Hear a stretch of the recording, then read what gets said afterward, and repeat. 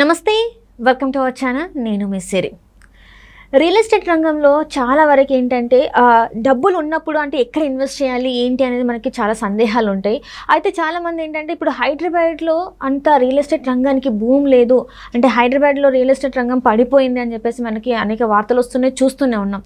అయితే దీని మీద మనకి ఇంకా వివరించడానికి మనతో పాటు ఉన్నారు founder and CEO of realtor oxygen doctor Nandi Rameshwar Rao గారు ఉన్నారు. నమస్కారం సార్. నమస్కారం సార్. ఇప్పుడు చూస్తున్నట్టయితే హైదరాబాద్లో రియల్ ఎస్టేట్ రంగం అంటే పడిపోయిందా, అంటే రియల్ ఎస్టేట్ రంగానికి భూమి లేదా, ఇక్కడ ఇన్వెస్ట్ చేయాలనుకున్న వాళ్ళు అంటే చేసే పరిస్థితి లేదా, ఏంటి సార్ అసలు? మీ యాంకర్స్కి ఏం పని ఉండదమ్మా, అని నెగిటివ్ని అంతే చెప్తారు, పాజిటివ్ని అంతే చెప్తారు. అంటే వార్తలలో విన్నది సార్ ఇది ఏంటంటే మీడియా అయినా కరెక్ట్ రాస్తుంది, ఇదిగో తోక అంటే అదిగో పులి అని పెడతారు. మీరు పక్కనే ఎక్స్క్లూజివ్ అంటే పక్క ఛానల్ వస్తుంది, మీరు ఎక్స్క్లూజివ్ అని చూపిస్తారు. అది ఎంతవరకు కరెక్ట్? అంటే చాలా వరకు మీరు చిన్న విషయాన్ని ఇంత పెద్ద విషయంగా ప్రొజెక్ట్ చేస్తారు. రియల్ ఎస్టేట్ ఎప్పుడు ఏం కాదమ్మా, రియల్ ఎస్టేట్ పడిపోయిందని చెప్తున్నారు సార్. అంటే చెప్తారు కొన్ని ఛానల్స్ పడిపోయిందంటారు, పక్కన ఇంకో ఛానల్ పెరుగుతుంది అంటారు. సో అందులో వాస్తవాలు ఎంత ఉన్నదైనా మనం గ్రహించాలి. పబ్లిక్ అనేది ఏమైనా మాట్లాడేస్తారు. మీడియా పెట్టిందే పేరు, లేని చెప్తారు, లేని ఉన్నట్టు చెప్తారు, ఉంది లేనట్టు చెప్తారు. Right sir. సార్ ఇంతకేమంటారు సార్, మరి పడిపోయిందా పడిపోలేదా అసలు ఎట్లా మరి మాలాంటి యూత్ ఇన్వెస్ట్ చేయొచ్చా చేయరాదా అసలు? మీరు ఎప్పుడైనా డబ్బులు ఉన్నాయంటే ఇన్వెస్ట్మెంట్ బ్యాంకులో పెట్టుకునే బదులు, బ్యాంక్ అనేది ఒకప్పుడు ఒక 20, 30, 40 years బ్యాక్ అనేది మంచి ఇంట్రెస్ట్ రేట్లు ఉండేవి, మంచి రిటర్న్స్ వచ్చేవి. ఇప్పుడు ఏమైంది మీకు చూసుకుంటే 4%, 5%కి వచ్చింది ఒక స్టేజ్లో. ఇప్పుడు మళ్ళీ కొద్ది పెరిగి 6.5, 7%కి వచ్చింది. సో మీరు రియల్ ఎస్టేట్లో పెట్టుకుంటే ఇంపార్టెన్స్ ఏంటంటే మీకు అధిక రాబడి ఉంటుంది, రిటర్న్స్ ఎక్కువ ఉంటాయి. సో మీరు లొకేషన్ ఇప్పుడు నేను ఫస్ట్ రియల్ ఎస్టేట్ పడిపోయింది అనేదాన్ని నేను ఒప్పుకోనమ్మా, నా పర్సనల్ ఒపీనియన్. నీతో విభేదించాలని కాదు, నీతో ఆర్గ్యుమెంట్ చేయాలని కాదు. ఎందుకంటే నేను చూసినంత రియల్ ఎస్టేట్ మీరు ఇంకా చూడలేదు. అవును సార్, అవును, అది వాస్తవం సార్. సో రియల్ ఎస్టేట్ ఎప్పుడు పడిపోదమ్మా, ఎందుకంటే అంతకుముందు ఎపిసోడ్ చాలా ఎసెన్షియల్ పార్ట్, రోటీ కప్పడా మకాల్లో ఒకటి. సో దీనికి ఎప్పుడు ఎవరికి ఫుడ్కి ఎప్పుడైనా ఫుడ్ లేకుండా మనిషి బతుకుతాడా? ఇల్లు లేకుండా కూడా మనిషి బతకలేడు. ల్యాండ్ అయిన ఉండాలి, ఇల్లు అయిన ఉండాలి, ఫ్లాట్ అయిన ఉండాలి, ఏదో ఒకటి ఉండాలి. So first statement, real estate పడిపోలేదు, కొద్దిగా మందగించింది. ఎలక్షన్ ఆనవాయితీ. ఇప్పుడు సంక్రాంతి వస్తే మనం పిండి వంటలు చేసుకుంటాం, అది ఆనవాయితీ. డబ్బులు ఉన్నా చేసుకుంటాం, డబ్బులు లేకపోతే ఇంకెక్కువ చేసుకుంటాం అప్పు చేసి, కానీ చేసుకోవడం అయితే ఆపం. రైట్? సో ఇక్కడ వచ్చేసరికి ఎలక్షన్ ముందు ఎలక్షన్ తర్వాత ఆనవాయితీగా 2-3 నెలలు స్లో అవుతుంది, తర్వాత పెరుగుతుంది. అంత మాత్రం మార్కెట్ ఓడిపోయింది, డమాల్ అయిపోయింది అనేది కరెక్ట్ కాదు. ఎక్కడ రేట్లు తగ్గించారు? ఏ బిల్డర్ రేటు తగ్గించారు చెప్పండి? మీకు తెలిసిన ఒక్క బిల్డర్ రేట్ తగ్గించడం చెప్పండి. రేట్లు పెంచడం రెడీ సన్నాహం తీసుకుని నెక్స్ట్ ఈ ఎలక్షన్ మేబీ నాకు ఈ వీక్లో ఎలక్షన్ కూడా వచ్చేస్తుంది అంటున్నారు, ఈ వీకెండ్కి లేకపోతే నెక్స్ట్ వీక్ బిగినింగ్లో వచ్చిందంటే 1 నెల రోజులు అయిపోతే May 2nd week కల్లా మొత్తం పటాపంచలు అయిపోతుంది. మళ్ళీ రేట్లు యథావిధిగా పెరుగుతాయి. ఎవ్రీ 2 నెలలు 3 నెలలు పెంచుతూనే పోతూ ఉంటారు బిల్డర్స్, ఎందుకంటే వాళ్ళకి వర్కౌట్ అవ్వద్దు. లేకపోతే ఇప్పుడున్న కాంపిటీషన్లో, ఇప్పుడున్న గవర్నమెంట్ ఫీజుల్లో చూసుకుంటే వాడికి కూడా మిగలాలి కదా, ఎవరు చారిటీ బిజినెస్ చేయలేరు. సో గవర్నమెంట్ ఎలక్షన్ అయినప్పుడు కొద్దిగా స్లో అవడం, అంటే ఎక్కువ ట్రేడింగ్ చేసేవాళ్ళు అలాంటి వాళ్ళు కొనుక్కోరు.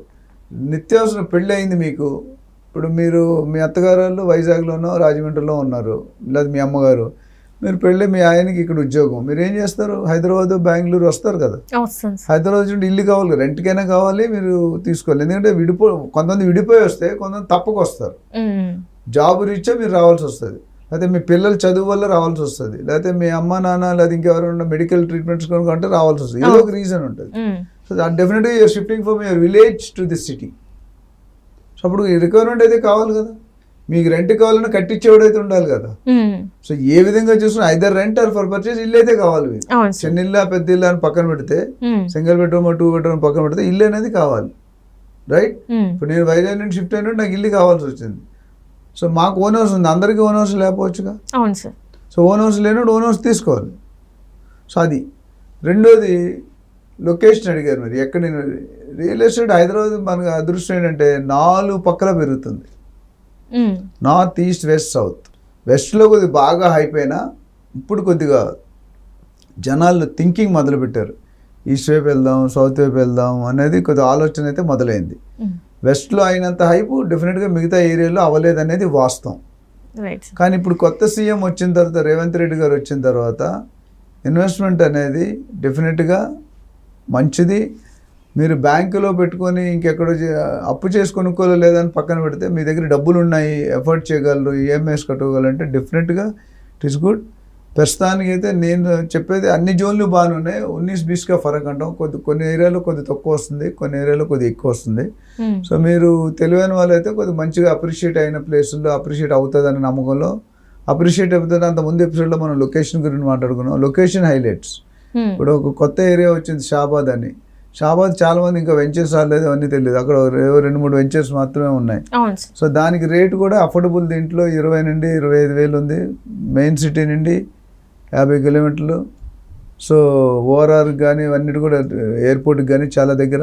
మీకు బెంగళూరు హైవే ఉంది, తర్వాత ముంబై హైవే ఉంది, రైట్ సైడ్ ఉంది. ఈ షాద్నగర్ తాలూకా ప్రత్యేకత ఏంటంటే చందన్వల్లి సజ్జ్, తర్వాత సీతారాంపూర్ 3600 ఎకరాల్లో వస్తున్నాయి. Adani data centre, Amazon data centre, electrical vehicles, చాలా ఇండస్ట్రీస్ ఆల్రెడీ అక్కడ సైన్ అయినాయి, ఇంకా రాబోతున్నాయి. నెక్స్ట్ నేను ఒక 3-4 కరోనా టైంలో షాబాద్ రోడ్డుకి వెళ్తే, తిమ్మాపూర్ నుండి రైట్కి వెళ్తే వస్తుంది, అసలు ఏమీ లేవు అక్కడ. ఈరోజు మన లాస్ట్ వీక్ వెళ్ళినప్పుడు చూసుకుంటే రోడ్డు 2 సైడ్ల యాక్టివిటీస్ జరుగుతున్నాయి. రెస్టారెంట్, టీ షాప్, హోటల్, ఏదో ఒకటి. సో అంత ప్యాక్ అయిపోయింది. సో అది నెక్స్ట్ ఒక 5 yearsలో it is going to become another city.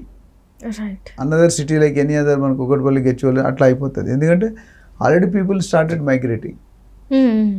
So rate కూడా అఫోర్డబిలిటీ. ఇప్పుడు శంకర్పల్లి, మోకలో చూసుకుంటే 40, 50, 60, 70 వేలు కట్టేస్తాం. అక్కడ ఇంకా 20,000, 15,000, 25,000లోనే ఉంది గజం. సో కొనుక్కోవచ్చు. అదేవిధంగా అది ఒక మంచి ఏరియా. తర్వాత Bengaluru highway is good, Mumbai highway is good. ఈ 3 ఏరియాలు ఇప్పుడు నెక్స్ట్ ఇప్పుడు ఈస్ట్ కూడా పెరిగిపోతుంది. సో ప్రస్తుతానికైతే ఈ 3 ఏరియాలో మీరు పెట్టిన ఇన్వెస్ట్మెంట్ 5 to 6 yearsలో 100% డబుల్ అవుతుంది. 10 yearsలో 5 times అయ్యే ఛాన్సులు బాగా కనిపిస్తున్నాయి. గత 10 సంవత్సరాల్లో ఏమైందో మనకి రికార్డ్స్ ఉన్నాయి. నెక్స్ట్ 10 సంవత్సరాలు ఏమవబోతుందో. ఎందుకంటే ప్రతి ఏరియా కూడా ఇండస్ట్రీ ఉన్నప్పుడు డెవలప్మెంట్స్ ఆటోమేటిక్గా అవుతాయి. ఇప్పుడు నేను షాద్నగర్కి ఎందుకు చెప్తున్నాను, షాద్నగర్ మన పంచాయతీ నుండి, గ్రామ పంచాయతీ నుండి మున్సిపాలిటీ లెవెల్కి అప్గ్రేడ్ అయింది. అప్గ్రేడ్ అయినప్పుడు ఆటోమేటిక్గా కల్చర్, సిటీకి కావాల్సిన షాద్నగర్ చుట్టూ ఏమున్నాయంటే లెఫ్ట్ సైడ్ మేకగడ ఉంది, ముందు సైడ్ నుంచి కొత్తూరు ఉంది, అవతల సైడ్ బాలానగర్ ఉంది, లెఫ్ట్ సైడ్ చిన్నజీఆర్ స్వామి ఆశ్రమం ఉంది, రైట్ సైడ్ మెడిటేషన్ సెంటర్ ఉంది, పోలేపల్లి స్పెషల్ ఎకనామిక్ జోన్. ఇవన్నీ కూడా కారణాలు. అదే దీనివల్ల 2 లక్షలు, దాదాపు 1.8 to 2 lakhs ఎంప్లాయ్మెంట్ క్రియేట్ అవుతుంది. Employment means families, family means infrastructure. Infrastructure already 6 lane track ఉంది. Biggest highway, longest highway in the country ఏదంటే బెంగళూరు హైవే, NH-44. సో దానికి ఉన్న ప్రత్యేకత వల్ల ఇప్పుడు చాలామంది సిటీ నుండి ఇప్పుడు ఎంత 1 hour డ్రైవ్, ఓఆర్ఆర్కి ఎంత 20 minutes, ఎయిర్పోర్ట్కి 15-20 minutes, సిటీకి 45 minutes, 50 minutesలో అయిపోద్ది. సో బాంబేలో 3 గంటలు 4 గంటలు ట్రావెల్ చేస్తారు. బాంబే టు పూణే వర్కింగ్కి వెళ్తారు. ఇక్కడ మనకు గంట అనేది నథింగ్. ఓఆర్ఆర్, RRR వచ్చాక బెనిఫిట్ అదే. ఇంకా కొన్ని రోజులు గట్టి మాట్లాడితే తెలంగాణ బార్డర్ నుండి కూడా సిటీకి వచ్చేస్తారు. RRR కానీ కంప్లీట్ అయ్యిందంటే, సో RRRకి 3 నుండి 5 కిలోమీటర్లు ఇటు కానీ అటు కానీ ఎప్పుడు కూడా ఉంటాయి. ఇంకో మెయిన్ ప్రజలు చెప్పాల్సింది ఏంటంటే, చాలామంది ఏమనుకుంటారంటే సిటీ ఓఆర్ఆర్ నుండి ఇటే పెరుగుతుంది అనుకుంటారు. కానీ అది 100% కరెక్ట్. ఒకసారి RRR వస్తే అటు కూడా ఇటు పెరుగుతుంది. ఇప్పుడు ఇంతవరకు సిటీ నుండి ఇటు పెరిగింది, ఓఆర్ఆర్ కూడా అటు పెరిగింది. ఇప్పుడు పెరిగేదంటే ఓఆర్ఆర్ నుండి ఇప్పుడు పెరుగుతుంది, RRR నుండి పెరిగి 2 కలిపి జల్దీ ఫాస్ట్గా గ్రో అవుతాయి. అంతకుముందు పట్టినంత టైం ఇప్పుడు పట్టదు. ఒకప్పుడు మనకి ఓఆర్ఆర్కి 10 సంవత్సరాలు 10 సంవత్సరాలు పట్టట్లే కదా. తక్కువ హాఫ్ టైంలో ట్రై 3-4 సంవత్సరాలు అంటే కొన్ని 5-6 సంవత్సరాలు అయినా గ్రేటే.